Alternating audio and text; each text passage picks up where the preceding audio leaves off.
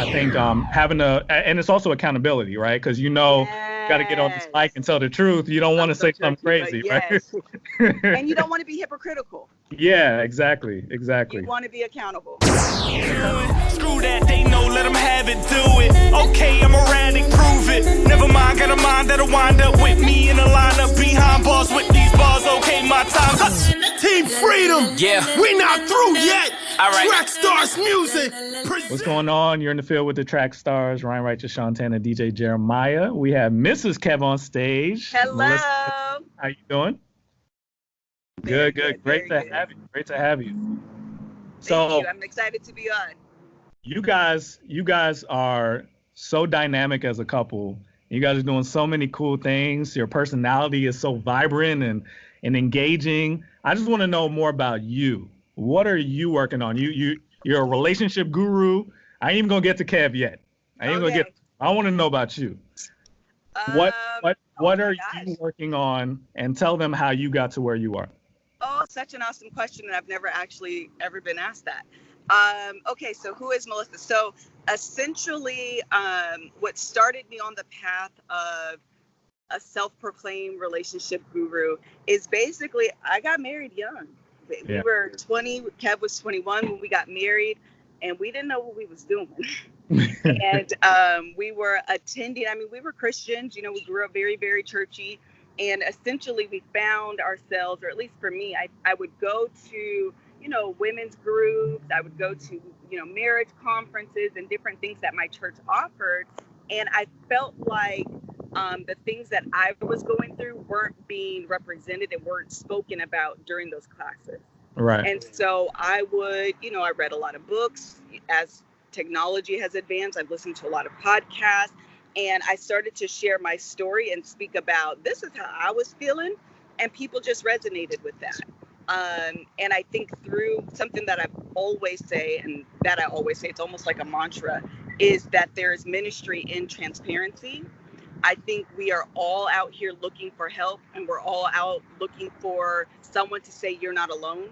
And when we're not transparent with our struggles, it makes you feel isolated and alone and like you're the only person going through it. And so we help people by being transparent, by sharing our testimony, by sharing our trials and tribulations, and beyond just this is the bad of marriage, this is everything I'm going through. We also want to be a representation of a good marriage as well, that you can have trials, you can have tribulations, and you can still come out on the other side and still be married, child. Yeah. I got married 7 years ago, so I know all about that. It's a daily grind, but it's awesome too. It's great. It's awesome. Absolutely. It's awesome. But it's a daily grind. Now, you two, both of you guys are so dynamic and so confident when you guys give advice and joke around and all kinds of stuff. Coming from a Christian kid growing up, right? Mm-hmm. Sometimes you feel like you can't be confident in your faith. You can't say things that are bold. And when I hear you guys talk, you guys both say just the boldest, most confident things and unashamed, but you still are relevant. Like, you're talking to people who aren't all Christians, right? There's a big audience of people who listen to Kev's jokes and, like, they just like it. Right. But I think a lot of Christians feel self-conscious. They don't feel like they can be that, expressive and be, as confident as you guys are. I think that the number one ingredient in what people see is authenticity with us. I think that's probably something that's very real in our brand. Kev he's funny in real life, and he's a Christian in real life. And so, you know what I mean? You can find the humor in a lot of things, and Christians do. But a lot of times what we do is we want to send it in our group chats to each other. You know what I mean? And so when Kev's out there just being himself on his platform, people, again, you're able to identify. It's relatable, So that's what I think it is. I think, maybe we hide or, what's the word I'm looking for? We don't take up all of our space for fear of what people would think. And so when you see someone doing, like, I could do that, I relate to that. That's inspiring. That's encouraging. What do you think? Yeah. No, I agree.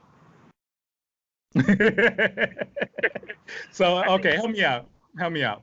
You guys are building a brand. I see the work you guys put in. You're always online. You're always putting out content.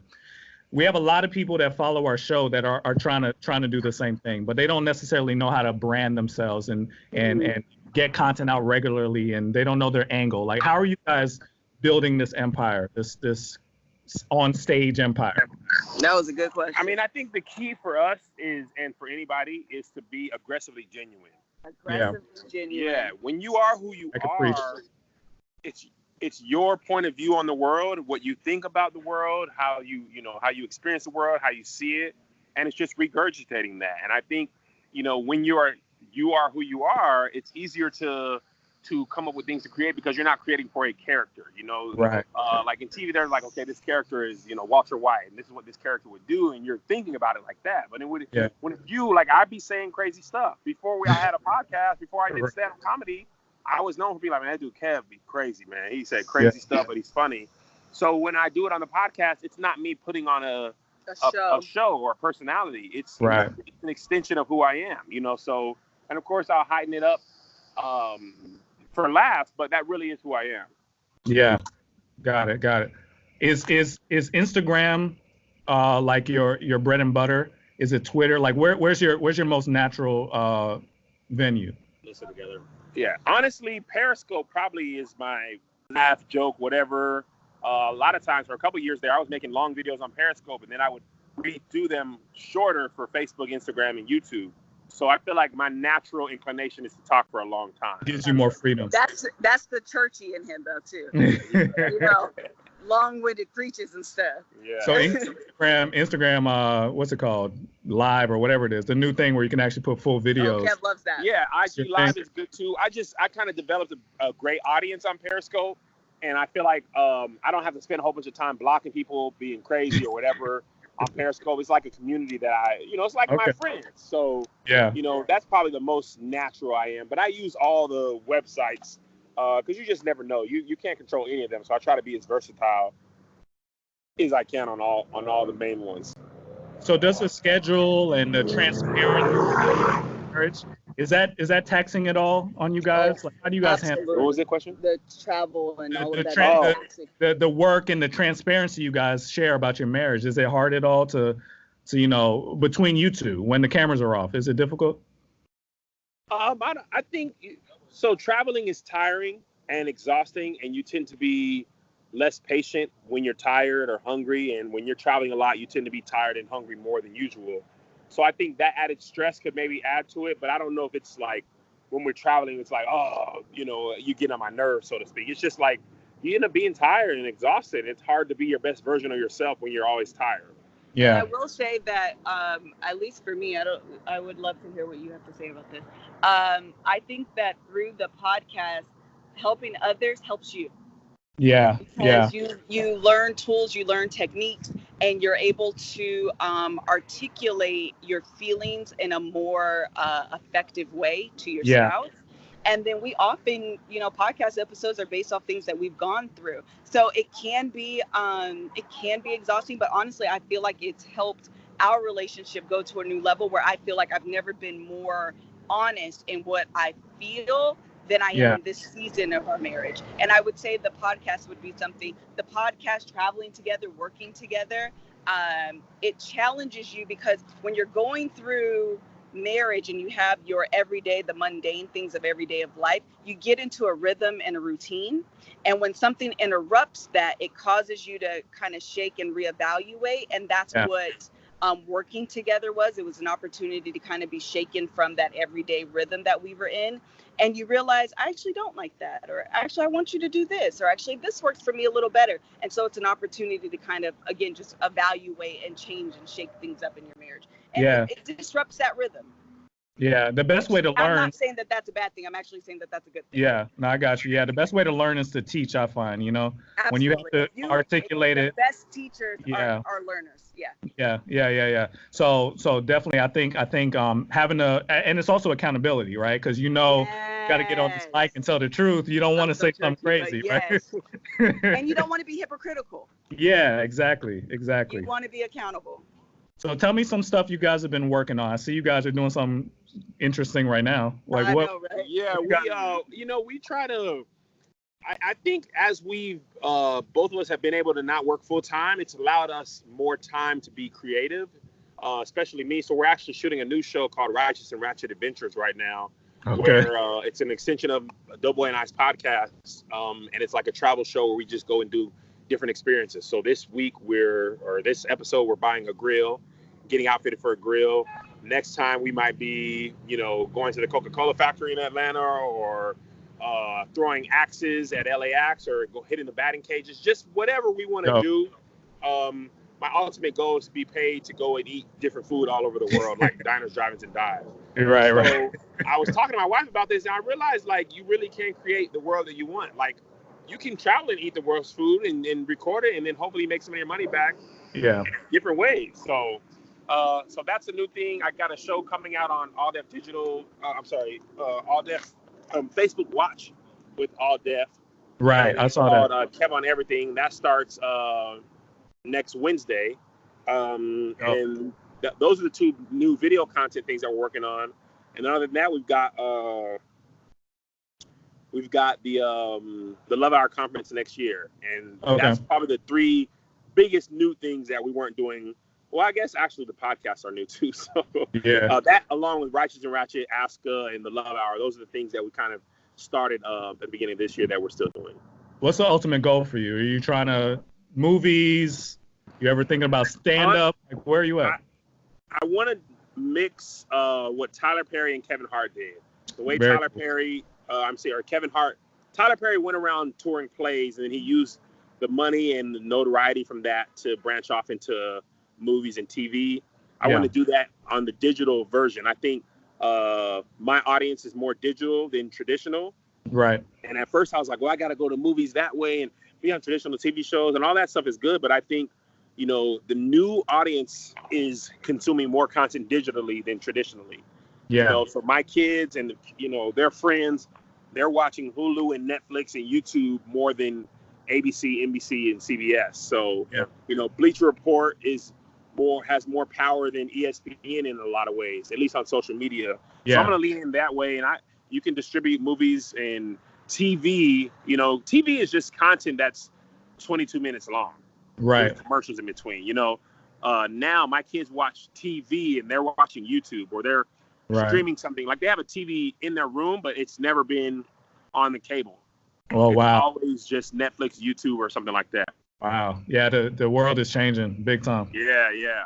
So when did you guys know that you were ready to go full-time, or what's the story on that? Were you working somewhere and then went full-time?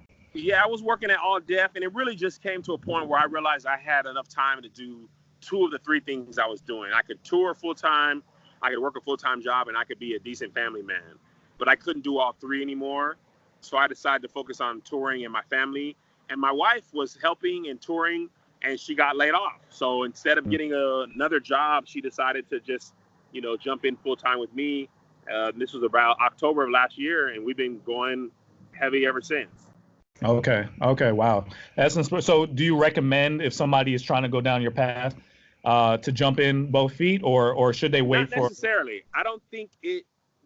And for clarity, before that, I was working full-time forever, while I chase my dreams. And I think a lot of times we try to make people feel bad for working regular jobs and being an entrepreneur on the side. Right. I think that's your first capital. Your first investment is your job income. And the first millionaire I met, and maybe this is how I framed it, he built $1 million cleaning company while working. He was retired from the military. He worked for the post office. And after he got off work, he built his cleaning company. And he said he was able to make $1 million because since he didn't need his business income to live, he was able to reinvest that money back into his business.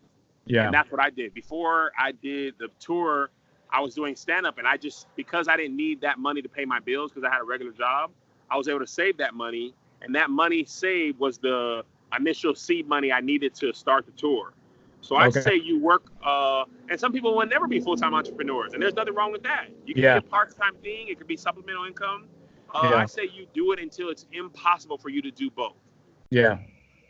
And not jump in and right away, because that's people's biggest mistake. They jump in full-time, and the business isn't sustainable to pay for their bills and the business, because most businesses take years to become profitable. And that's the number one enemy to entrepreneurship is your bills. Yeah. If you can't figure out a way to maintain that and do what you want to do, you can't let them reconcile those two things. And a lot of times people feel like I don't know if they feel like a sellout or it's a failure, a failure, doing both, but it's not. I mean, it's smart business. It's smart. Yeah. Because otherwise, most businesses are taking up debt, or they're having to sell a piece of their business to somebody else because businesses take time to grow, and that's any business. That's not just, what we do. If you had a bakery shop or whatever, it takes time. So I actually say work your regular job until you cannot, or you're holding your business back, or you have enough money saved. But I wouldn't rush into it. I definitely didn't. So tell me about this conference you guys are planning, the relationship one. Yes. So in July of next year in Atlanta, Georgia, we're doing our first Love Hour conference. It'll be July 9th, 10th, and 11th. We have two tiers of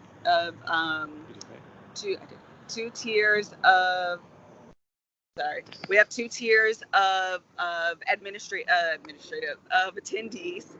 We have VIP tier and the general admission. General admission will be 2 days of the conference. We'll have general breakout sessions during the day. We have awesome speakers planned. Erica and Warren Campbell will be there. Erica, of course, is from Mary Mary. We have Tony Gaskins. He's a relationship guru on Instagram. He is absolutely amazing. We have Tommy and Cody Oliver. They are the creators of Black Love. They will be there, and we have some other guests. Kevin's dad will be speaking from a blended family standpoint. So we have some amazing speakers. I didn't even name them all.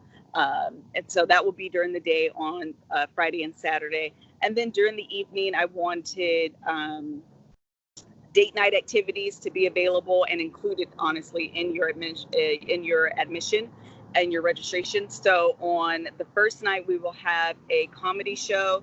Kevin will be hosting. Tony Baker of the Real Comedians of Social Media will be headlining. We have two female comedians that will also be featuring, and one is our opener. It's going to be fantastic. They are all really, really, really funny. And then on the second night we have, or it'll actually be the third night, we'll have we're doing a 90s party. We want everyone to get dressed up in all of their 90s gear. We're going to have 90s music. It's just going to be a really good time. And then on the first night of the conference, which is the VIP day, we're doing a vow renewal ceremony. So Kevin is actually a licensed minister. Awesome. And we will allow couples to reconnect and renew their vows. And it's going to be set just like, go ahead. That's awesome. I was just saying.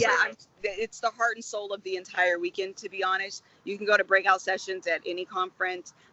Date night activities, I mean, that's kind of unique to us. But really, the heart and soul of the whole weekend is the vow renewal ceremony. It is truly a time to reconnect with your spouse. Renewing your vows is a time to remember the vows that you said umpteen years ago. Say them again after life experience, after years have passed, and really understand what better or worse means. Yeah. Really understand in sickness and health, richer or poorer, because after some years of marriage, child, you done went through the hills and the valleys. Yeah, and so you really understand, and so they take on a whole new meaning. And so to say them again after those experiences is so powerful. And so it's going to be set up like a ceremony. Like I said, Kev's going to actually be officiating the ceremony. We're going to have food. We're going to have giveaways. We're going to have pictures. It's going to be an awesome time. That's awesome. Well, we're here in Atlanta, so if you need any help from us, you got it. Yes. You guys should come out for sure. Okay. So when I got married, we had to, in our premarital, we had to come up with like a mission statement for our marriage. What would you guys say is your mission statement? What motivates you guys? And how is your marriage? What do you think you guys are doing to impact the world? Like, what's your big motivation? What are you two together? What can you guys do? What are you trying to get out of your marriage? So something that I say is that we are marriage champions. I think marriage in today's world gets a bad rap. I think it's looked at as just a sheet of paper. It's looked at, we weren't meant to be with one person for the rest of our lives. And so if we don't want to do anything else, or if we don't do anything else, we want to champion marriage. We want to be the people that say, listen, we've been through the hills, the valleys. We've been through it all. We've been through a lot of transition. And I still would go back 15 years, knowing what I know today. 15 years ago on June 26, 2004, I would have still said I do. That's awesome. That's a champion for marriage. That's awesome. So that's what we want to do. That's one of my goals, is to champion marriage. That's Especially awesome. for young couples. I mean, we've been married a long time, but we're young. We're not even 40 yet. Yeah. So we've been married a long time. So we want to be that inspiration, that voice for younger couples.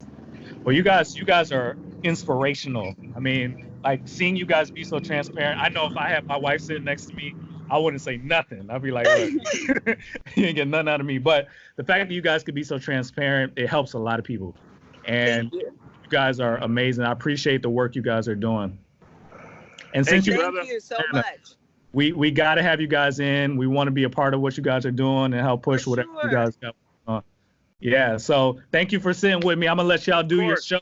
I can't wait to see the episode. Hey, thank you, sir. I was a little bit a part of it, you know what I'm saying? So. Yeah, you are.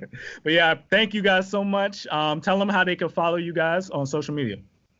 So I can be found at MrsKevOnStage on all social media platforms. The podcast is the Love Hour Podcast, and that is on Instagram and Facebook. And I'm KevOnStage. At KevOnStage. On all social media platforms. Yeah, we know how to get to you, man. Hey, man, so thank you guys once again. You're in the field with us.